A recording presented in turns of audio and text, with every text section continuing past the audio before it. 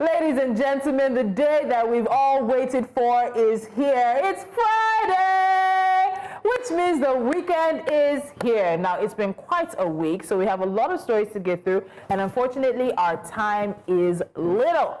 Our celebrity hot topic special guest is also waiting literally in the wings. Yep. Indeed, it's Friday, or should I say it's Friday. And you know what that means? It means we get to dish on all the stories that have kept keypad warriors busy with typing and others busy with setting up ring lights. All right, so it's Thanksgiving celebration around the world. And aside from being thankful, finally, I'm having all my girls on the table this moment. It's like a reunion moment.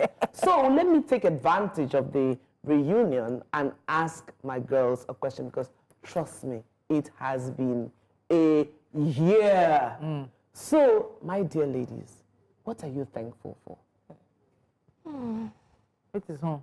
Before she goes, What are you thankful for? I mean, listen, it's a deep question. It's not a question that you answer just off the cuff. Oh, I can answer off the cuff. So answer, which one is whom before you answer? Lady in pink. None of us are in the mood today. Just Pink so like, I'm thankful for everything. I was just telling somebody this morning that, you know how they say God surpasses your expectations. Absolutely. That's what happened to me this year.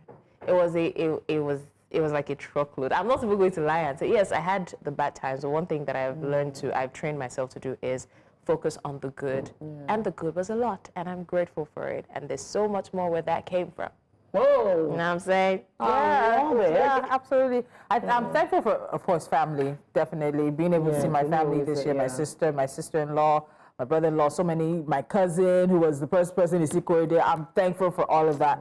I'm thankful for growth. Like, this year has stretched me professionally. And you know, when I was leaving the radio, I remember saying, oh, I want to get into management and do what management? Management's found me. And so in all of that, with all the ups and downs, I'm thankful it's been a year of growth, going from head to being named a director to having the responsibilities of a director too. Why are you people not pitying me now? Wow. But I'm thankful for growth, Jesus. And I'm thankful for Jasiri. We've been through our battles. We've been through the battles. We fought and hard and won, and we're coming up on top as the year is ending. I know there's an award ceremony coming this weekend, right? Today. And I know Jasiri, because we have two people on the nomination. Yes. We have a greater chance of winning, but we're going to win because we deserve it. And so I know that one way or the other, that award is coming home again to Jasiri. So I'm thankful. I share your hope. Huh? Oh, that was a... She's not awake yet. Oh, this year, I'm totally thankful that I'm here. Because one of the things that I found out is, if you're not alive, there's nothing to There's no way to thank. There's nothing to be thankful for. I am particularly thank you for the growth of my own personal life. I'm thankful for my children, the fact that a lot of them, you know, when you're a single mom and you see your children thriving, it is indeed a big deal. When people hear your children and they're like, no, are those your kids? And I'm like, yes. I have two children in university. I have two in final year in secondary school. Rola is in SS3, Nimilo is in GSS3. They are both writing promotional exams this year. So it's been a full circle year. Though I had challenges, but one thing I enjoy about challenges, that is where your triumph is. Yes. So for all the challenges that came at me this year, thank you so much, because I grew by them, and I'm in a good place. So it makes the victory sweeter. It makes the story sweeter to tell when you're able to look back and reflect on what some of those challenges were, on how you overcame them. I'm almost singing one gospel song. For the battles you've won. You're supposed to sing this song. You cannot sing it. I saw the way she was looking at me. I knew she was expecting the song, because when I was doing my pictures, the song I put, I think was Travis Green, You Made a Way. Because I feel like throughout this year, somehow with everything that happened, there's just, you wake up and somehow the clouds have cleared. The way has been made. It's been sorted through what you do, your hard work, and then also through grace. And I think that's one thing I always take away is grace. My dad's favorite Bible verse is, but for the grace of God, there go I. And he tells the story when he was younger of some of his friends and how they got in trouble and how the trouble they got into is what put him on the path to becoming a reverend doctor. And it's always a very thin line because we all could have been born in different families, in different circumstances, in different situations that are already going to lay a trajectory for our life. And for many people, your socioeconomic circumstances you're born into, the family you're born into, it's very difficult to break away from what seems to almost be like a predetermined path. And so we have to be thankful for the ability to choose, for mistakes we made that don't end up breaking us, for decisions that others make on our behalf. Even this year, I have to say, I'm thankful for people who spoke my name in rooms where I'm not present. There are people who are thinking about you and who want good for you, and when an opportunity comes up, your name is one of the first names they say. And we should be thankful for people like that who just say, oh, sometimes they don't even tell you that they're the ones who recommended you. I've had that experience at least 3 major times in my life in the past 2 years that have put me on international platforms. And I still don't know sometimes the people who did. One of the ones who did, I'm so extremely grateful. This year has happened again. And so I think when we all look at the issues we've gone through, and it's been a tough year, the economy makes it so much tougher for us and our families and friends, and we feel the impact of all of that. But there's still, you know, that proverbial sunlight shining through the clouds, and I'm about to start singing Kirk Franklin now. Oh, let's go. Let's move on. Don't make us emotional. I'll tell you. One thing I always say is that if you don't have anything to be grateful for, just try and think of how much they sell oxygen. And you will know that you have a lot to be grateful for. Why am I remembering all those old songs? I'm telling you. Exactly. And I always say this, that it's scary, but you're probably just one footstep away from death. And that's the truth. And God has been, I remember one time where I was drowsy on the road. I was driving and I literally slept off. I've had an accident like twice this year. Wow. And then the first time it was minor, but I was thinking, what if I was on the express and I just drove under a trailer or something, and you know, anything can happen. So this year, I'm so thankful. Do you know how many people have gone to hospital for terminal illnesses this year? And the things that you hear on a daily basis, it makes you realize that I tell people you can't eat yourself well. I know it is good to take decisions that help your health as much as you can. But I know people that do all those wonderful things, and they still come down with cancer. So we can never be too careful. Anyway, let's take a break here now and set things up for our Hot Topic special guest. I don't know if I should give a hint or not, but this person always wants us to stay demure, you know, live more elegantly. Elegant and healthy. More elegantly. People of God, she wants us to use a knife and fork, eat, swallow, sit well, you know, say. You'll meet our special guest after the break in a moment, so don't stand up from that seat. And you are watching Jasiri on a Hot Topic Special Friday. Blessings, she did try to let the cat follow the script. out of the bag before the break, but luckily she held on to it, which is not a usual thing. She would have wanted to, you know. That is not what is in the script. Okay. You have our guest looking at us like our guest today is an elegant woman in a feminine era. You know, she's not cooking up a storm in her kitchen for our over 1 million YouTube subscribers.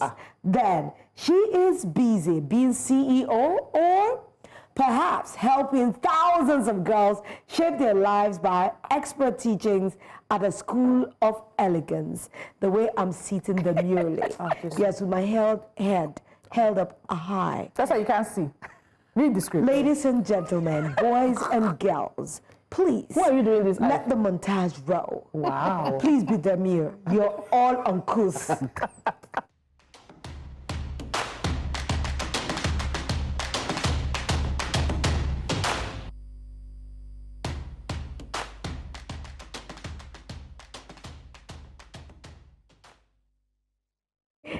Welcome to the show, Winifred! Please clap like ladies. Oh my God, we're in for it today. These are hilarious. With the way they're laughing, don't disgrace me. Just behave yourself. That's how to laugh. Anyway, it's so good to have you on the table. You're looking lovely. Thank you. In that Alicia Keys kind of way, I don't wear makeup, girl. Oh, God. This is the third time myself and Winifred are meeting, but this time I'm not passing the mic to you. Welcome, Winifred.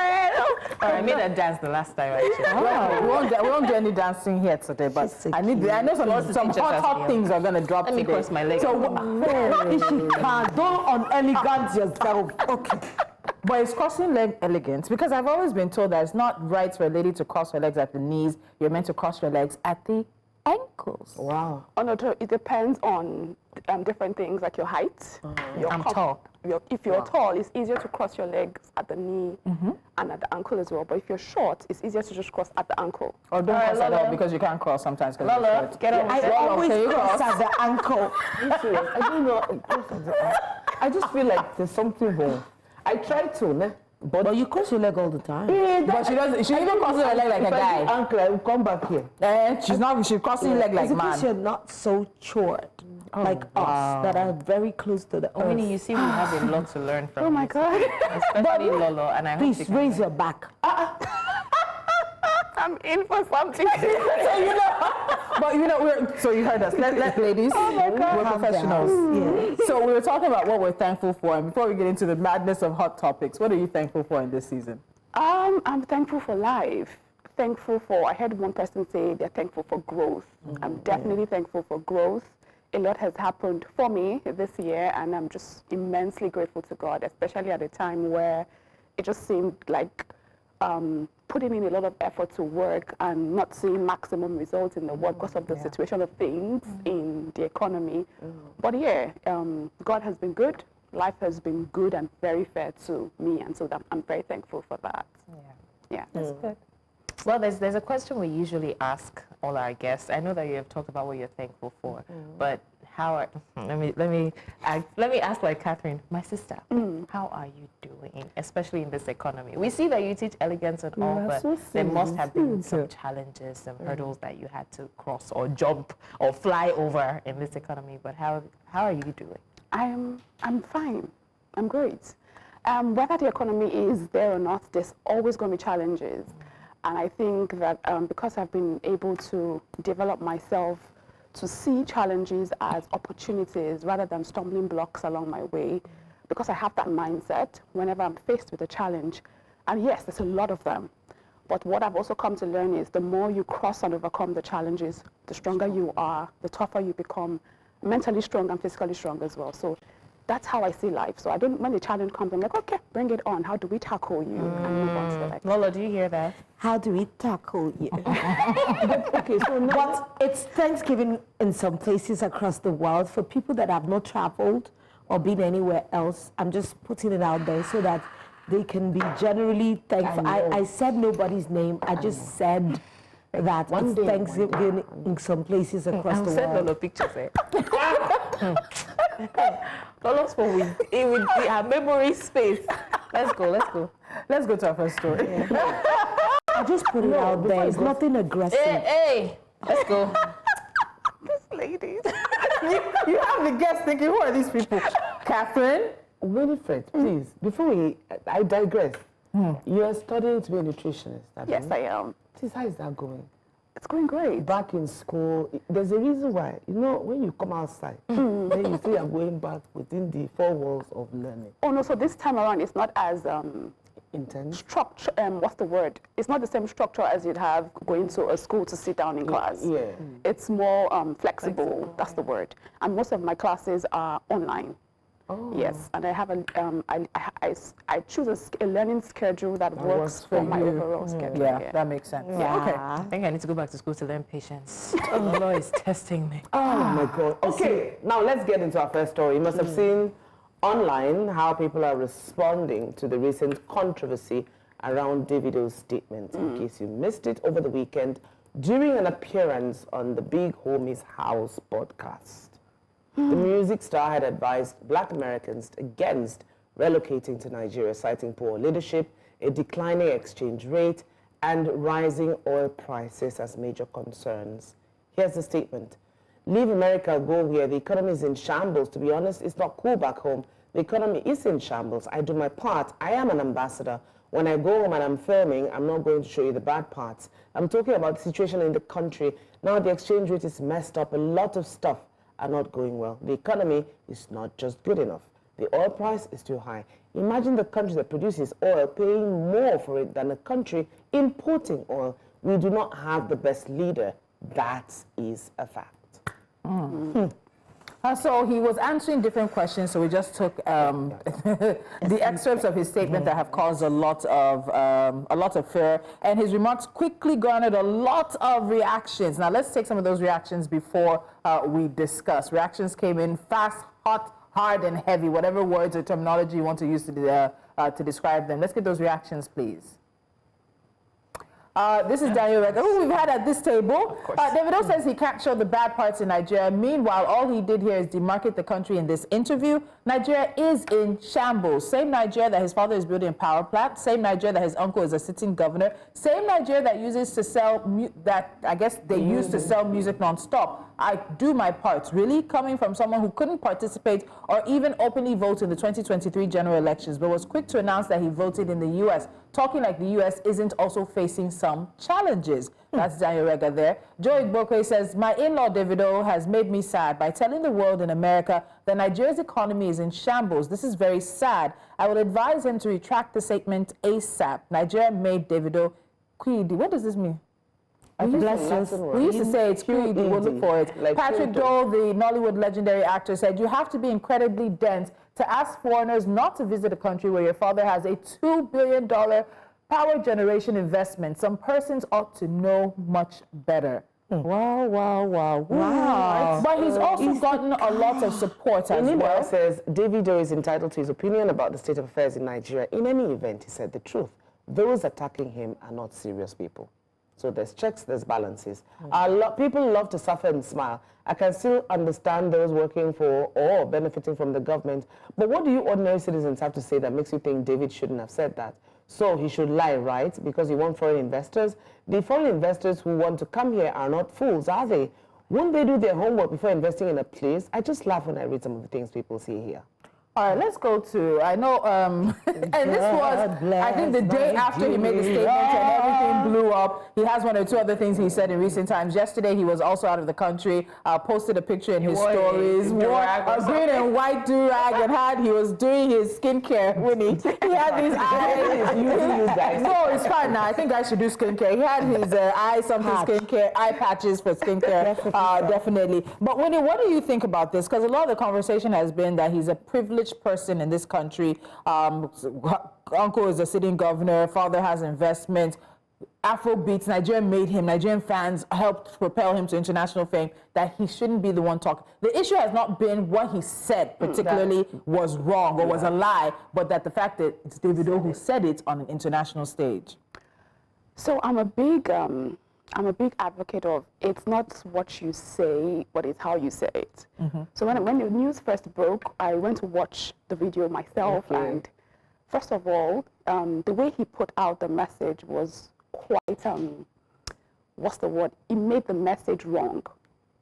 He made it, like, he said it with so much disgust and disdain. And I can understand it from two parts. So from the economical standpoint, looking at things from, someone talked about a foreign investment and all of that. Yes, Davido is a public figure who people listen to, and he has a lot of followers from all around the world. And you would not know whose decision would be altered by that statement that he has made. Somebody might want to come to Nigeria to invest, not just even the big international companies. It can even be someone who has been looking to, just an individual, a citizen who has a lot of money, and he wants to just come back to Nigeria to set up a business. And then he hears Davido just say that nonchalantly. He might just decide, okay, you know what, I'm not going to do this anymore, and he will stay back. But again, you have to also understand that everywhere in the world, there are issues. People are going through a lot economically in the world. Go to America, it's the same thing. There's complaints from everywhere. Cost of groceries. In fact, I hear people say that it's actually the standard of living in Nigeria is lower than the standard of living abroad.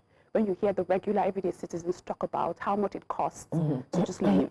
So they are working tirelessly, but they are working to just live. They're not working to enjoy or have a good life.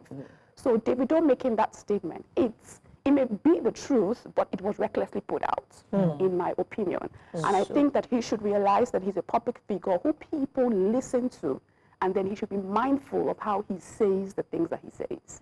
Yes. So personally, I would say that I share a differing opinion, right? I do understand that, Davido is a public figure, but let me remind us that it was still the same week that was it the president that said it would be nice if the children of Nigeria can afford one sandwich a day.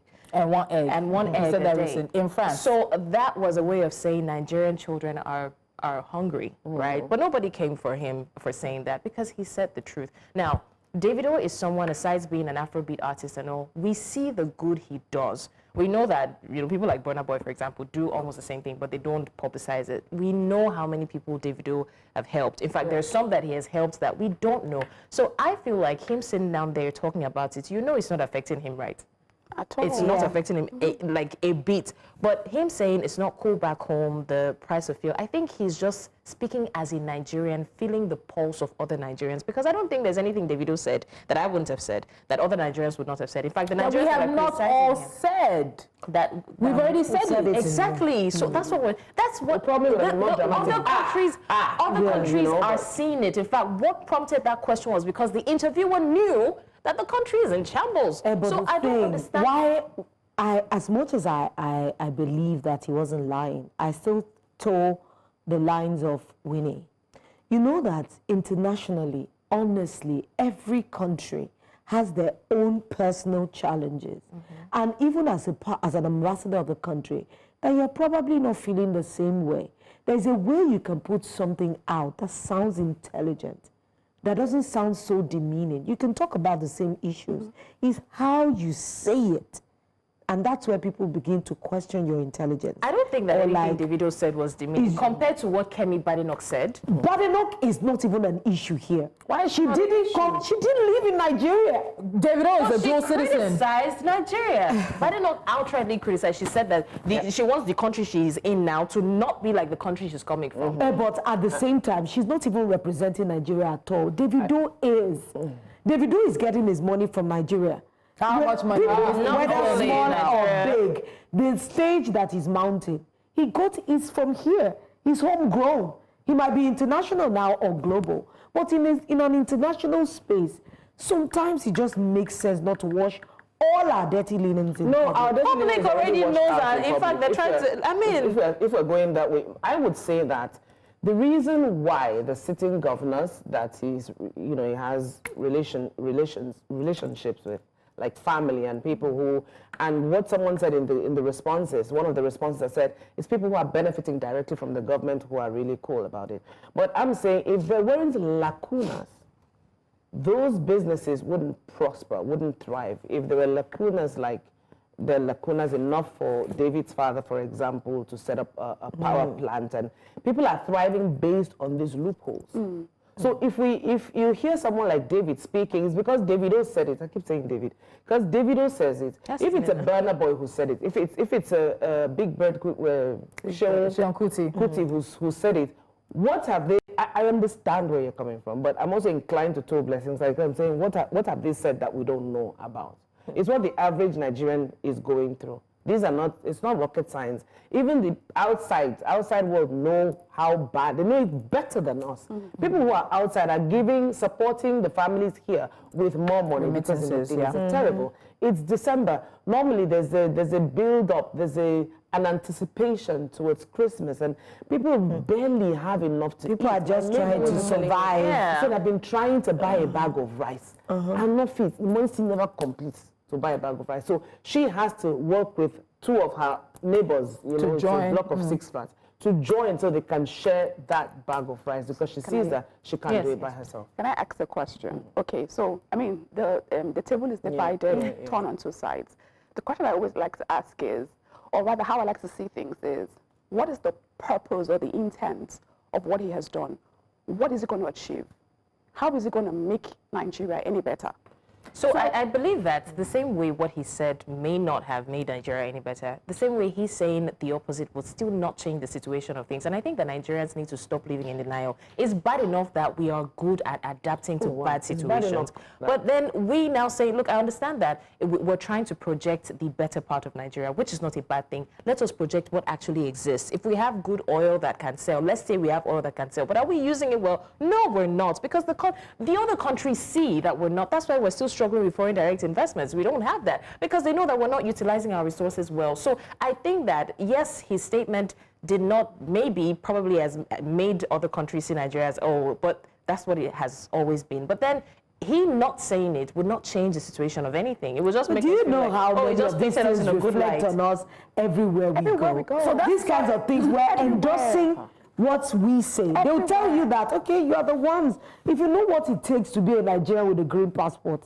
you feel so bad every time you have to travel. But Lolo, I need to ask as well, is it Davido's responsibility to market Nigeria? Yes. Well, why do you think so? And I'll say that asking this. Yeah. If we want to say that Davido has been demarketing Nigeria, what about all the stories with Yahya Bello, former governor of Kogi State, one of the youngest governors in the state's history, and also when you talk about the whole, no, you're a state's governor, you're former state governor. We have enough political stories. We have enough politicians running away with money. We have enough, we are all up and down Pandora Papers. We're all up and down sending money abroad and stashing it. We're all up and down having Nigerian politicians' houses discovered with money in them. They've demarketed already.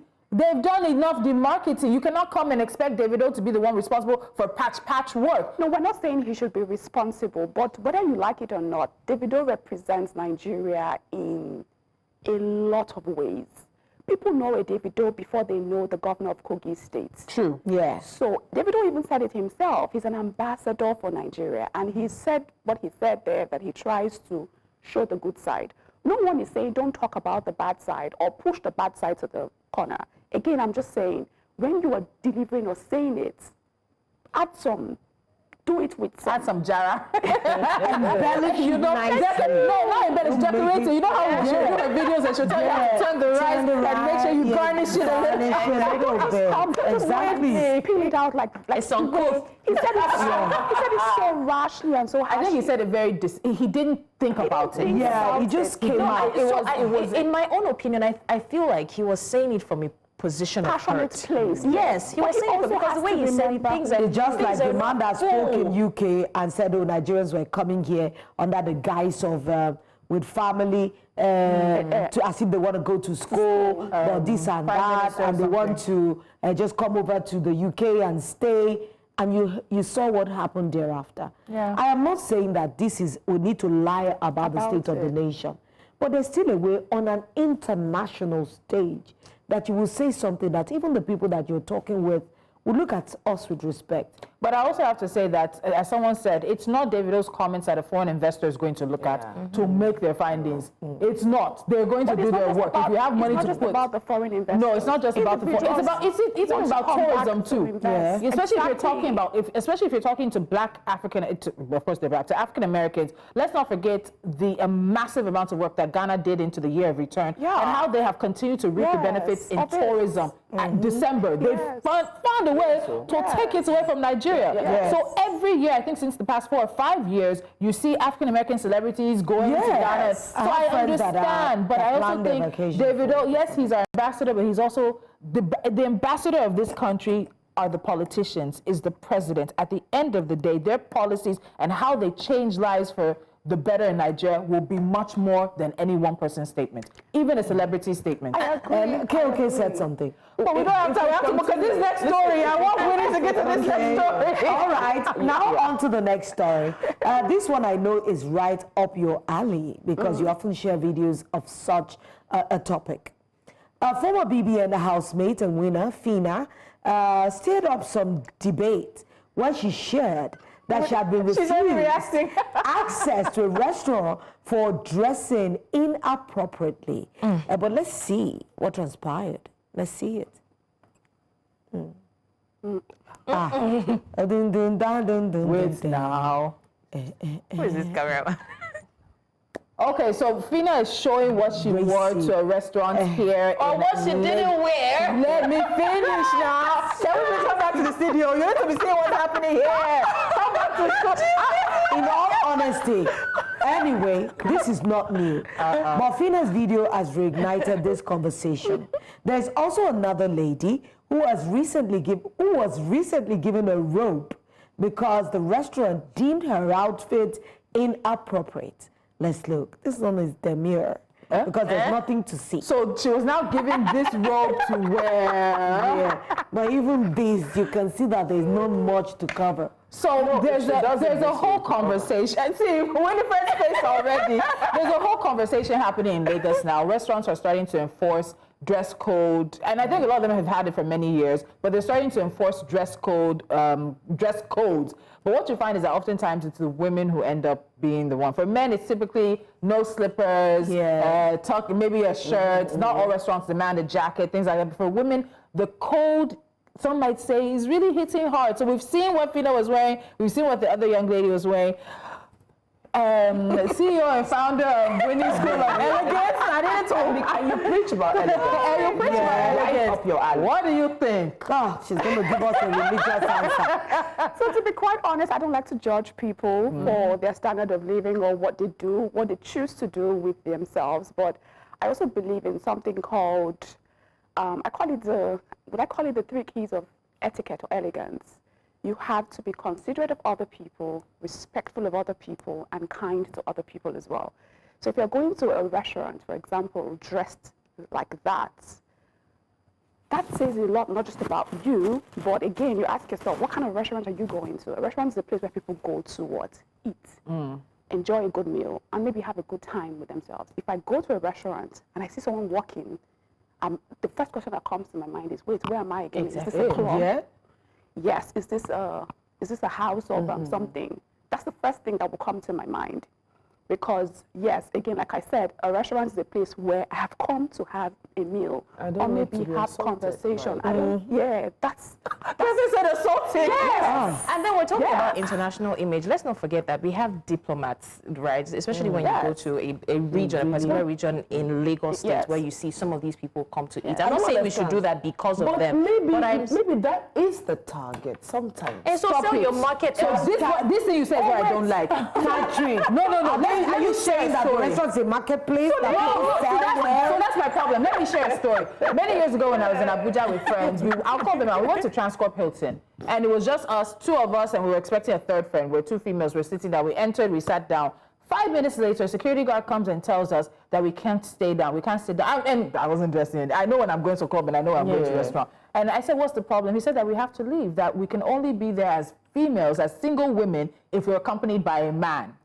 No, that one. It happened in Abuja. I came to Lagos. It also happened to me many years later, again in Lagos. So there's a conversation to be had around the context of what you're bringing up. So that's not what I'm bringing. I'm bringing up the fact that some of these going to restaurants are curated. Exactly. Whether we like it or not, it's not about someone coming to tell you that, oh, you can't be here because you're without a man. That's a different convo. What I'm saying is that when you see a young girl or young woman dressed that way, they have a plan. They have where they're going. That's what the restaurants don't want. That's what they're saying. I can't sit there because if a single male comes in, we might use their location as a place to meet ourselves and know ourselves. So let's be honest. This thing has evolved over time. It's a business. Yeah. I know people who that's their business. Yeah. Dress up, go to the club. Dress up, go to a restaurant. But you cannot tell who it is. Am I wearing it on my forehead that I'm looking for a target tonight? You will see that a lot of times these girls, and I'm not trying to. Can I ask a question? Please do. Your question. Are we sure that that's the reason she dressed that way? Exactly. You can't even wear it on your forehead. There might have been a reason why the restaurant was doing that. Now, we've had situations, I think on TikTok some months ago,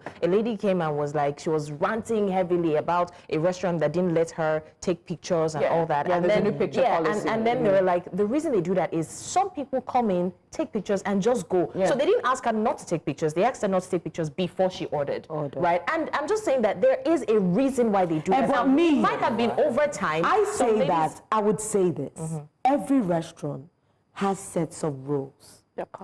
Their policies. If it is made open, it's not like, oh, you have to guess it. maybe there are some things when you're ordering or making your reservation, there should be pointers to say that, oh, we do not allow sleeveless here, we do not do. How do you define that outfit in a code, in a dress code?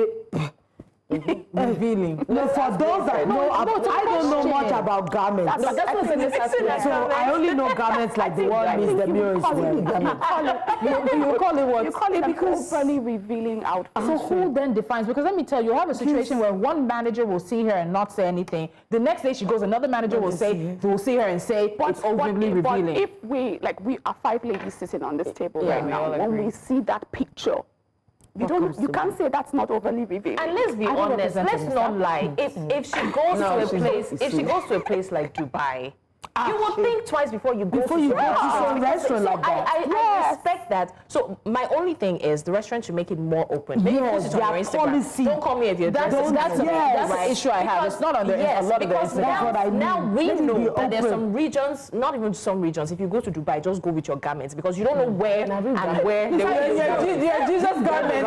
Do you understand? So I think that's what restaurants are trying to enforce. Let them know that it may not be all the restaurants, but now before you go to a restaurant, ask, is this where I can sell my market? Or no, let me even tell you she something. may not have been selling market. The fact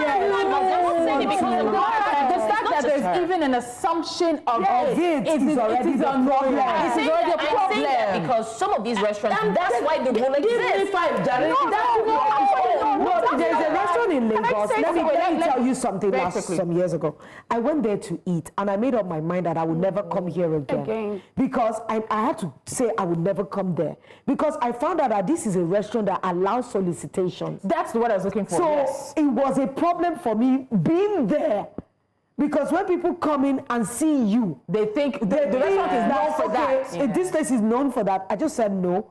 I would never come here. And my sister came from London, and I wanted them to eat fish at this nice waterfront.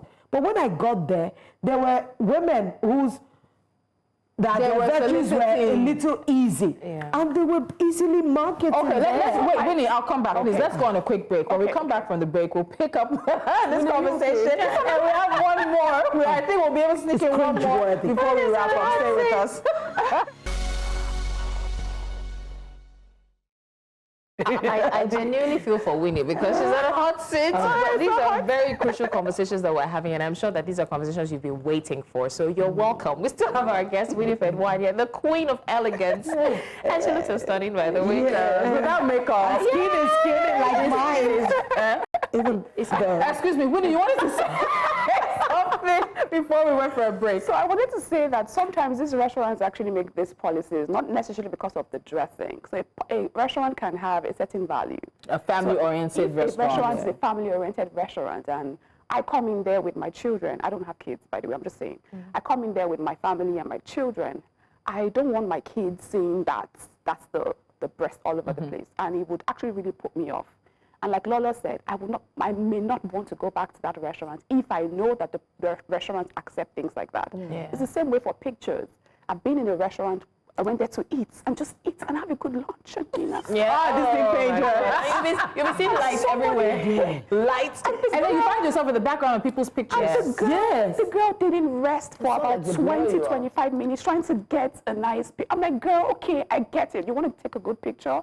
Can you spend 1 minute doing it and then focus on the food and let everybody rest? And then there was she just kept distracting and distracting, and it was just so this thing you said, that thing you said about people in the background. There was a particular celebrity that most of these people don't like putting their men out there, and she just came. We don't even know till today if that was the man, but she's never really revealed her man. She just says, "Oh, girlfriend," and all that. And she was sitting in the background, and this girl was taking pictures, and she went home and realized that she forgot all the pictures she took, and she realized that this person was in her background. Guess the one she posted? The one with the person in the background. And then everybody was coming for this celebrity that only went there to eat, and so this is the man. It's not even fine. So this, and then it was just, So the new wave, aside from, again, I'll say dress codes are not a new wave, but I think, as Lolo said, put it on your Instagram. Let it be public. Let people know that if I'm looking for this restaurant, there's an expectation of how I come. And put it outside. So even before people are entering, and you make it easier for your staff or your security guards to just say, excuse me, those are the codes. Don't let it have to be a situation where maybe one person is, okay, we're deciding whether it's good or not. But aside from that, there's a new wave of you can only take pictures in certain areas and you can only take pictures after you've ordered because Lagos, people are, it is a pandemic. Winifred, Content pandemic. I'm telling you. But let's go to this next story. It's a fantastic thing that you're going to school for nutrition because this story, we created them for you. Smack in the middle of nutrition. So from giving us nutrition advice online to calling out Nkechi and Emeka's poor lifestyle choices. Once again, Aproko doctor is sounding a warning. This time is directly to NAFDAC as he beckons on them to have a look at a strange baby weight gain pack trending in the market that seems to provide instant results for parents who want their children to gain quick weight. Dear NAFDAC agency, I'm guessing this is within your purview. No one knows what is inside that pap. Also, this is setting these babies up for damage. And then you go there. So when we spoke about it this week, we spoke about how childhood obesity can follow children into adulthood and how being overweight can affect the baby's mental and physical development. Winifred, what are your thoughts on baby? This baby's 4 months old. When I saw the baby, I cringed and I had to swipe away immediately because that baby doesn't look good. And the condition of the chicks obviously doesn't look like a healthy baby. It looks like there's something going on in there. And I share Aproko doctor's point of view. What's up with NAFDAC?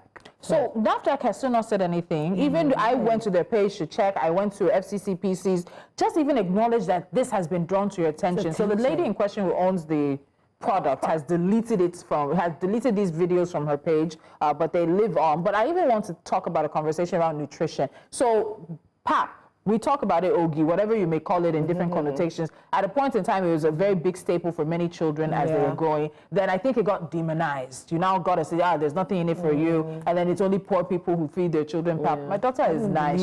She still drinks Okababa. Of course. Ogi. Tokan. That is my eyes. I'm the one who makes it specially. But then when you think about it, are we getting enough nutrition for our babies? We had a conversation recently that about how many percentage of Nigerian babies 6 to 18 months don't get the appropriate diet. Nutrition. I think the problem comes or stems from the parents of the babies, not the babies. The babies don't know nothing. Of course, they don't make those choices. And I would always say that I personally grew up with or in a household where nutrition was not a priority. I wouldn't say priority. It wasn't taught because our parents didn't know so much. Information is now easily accessible to us now, and because from what I know now and from what my mother or my father taught me, I'm like, no, these people didn't feed me right. Maybe that's the reason why it takes me a lot. I'm sorry to say this. That's the reason why maybe the brain of an individual doesn't develop fast. Malnourishment, Because we didn't get the nutrients that you're supposed to get as a child. So I would say the work still lies with the parents. So for example, I'll use pap. Pap is an overly processed maize. Maize in itself is heavy on carbohydrates.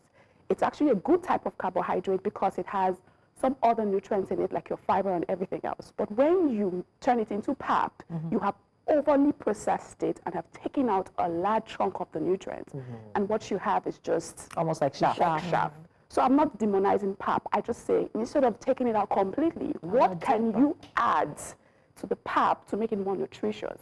Can you try blending up maybe fruits or chopping up fruits on people top do of it? soybeans, crayfish. What can you do to the pap to make it more some nutritious? other So I'd say grains. to parents, get the basic knowledge on nutrition. First of all, start by understanding what is a balanced diet. At every stage of your child's development. Every stage of your child's development, even as adults. We all need to start inculcating balanced diets into our meals. We can't keep staying heavy on carbohydrates and expect that we are going to develop right, or we expect that our bodies will just automatically nourish themselves. There's a reason we have all of these food groups that we're supposed to be consuming at different quantities at different times of the day. Do we even have the basic knowledge of what these food groups are and how we can now inculcate them into our meals? And I think I have to say, I've said it before, we have an obesity pandemic that's building that a lot of us don't take cognizance of because we always think of poor people and skinny. But there's actually an obesity. She's saying yes. Tell me why you're saying yes. I agree, because everywhere you go now, I meet a lot of people who say, I'm sorry, I'm not demonizing anyone, but you go everywhere you turn, there is... Just say it. You have to put it on the table.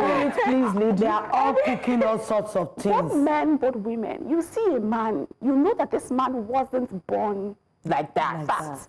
You see his tummy. Why? It's a sign of good living. No, and that's what we need to change. But you know, it's true for many African cultures. When I see a person with a big tummy, what comes to my mind is, this guy is suffering from a lot of things. A lot of rubbish is going on in that guts, in the digestive system that needs to be worked on. And excess belly fat is just a sign that you are something we call insulin resistant. So you have a lot of, should I go into it or should I? Just a little bit of time. Let me break it down. So when you eat food, right, your body converts the food you eat into sugar. The fastest class of food that gets converted quickly is carbohydrates. And because we're heavy on carbohydrates, people eat bread and tea, like 10 slices of bread. Yeah, they do like this. For breakfast. And then they say they may even add akara and moi moi. And akara is made from beans, which is heavy on carb. Beans has more carbohydrate than rice. A lot of people don't know. Yes, it is. And they sold it to us as protein for years. No, don't get me wrong. Beans has protein, but it has more carbohydrates than rice. I'll see. Yes. Okay. So imagine you now take bread, which is already a simple carbohydrate that has no nutrients, and then you now add akara and moi moi, and you consume that for breakfast. You now take jollof rice and moi moi and plantain for lunch. Then you go home, eba and what? Or pounded yam for dinner. And you do that assorted. You do that constantly. You know that one that has torso? That's the one I want. Then you do that constantly every single day. What you're doing is you're hurting something called the insulin in your body.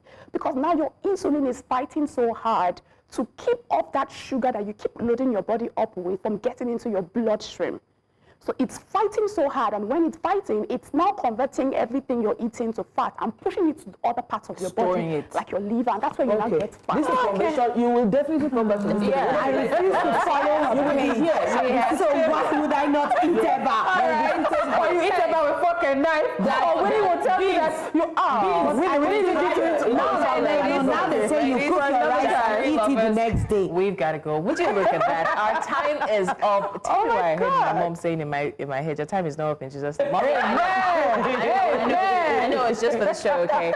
Okay, so, well, you know what they say, time flies when you're having fun, and we did have fun. Did you have fun? I did have fun. Why not always like this? So we're more demure than this. So maybe the next time, would you come back? I definitely will. If you had said no, we would have instructed you. So when you come back, we'll be better behaved, I promise. All right, for myself and the ladies, don't do what I will not do. But I would have told the ladies, but I know that they would be in defiance of what I just said. So my Jasiri lovers, and you fans me, the faithful ones, don't do what I won't do. We'll see you again on Monday. Thank you so much, Winifred. Somebody that eats chichi as bread and egg is probably waiting for her now.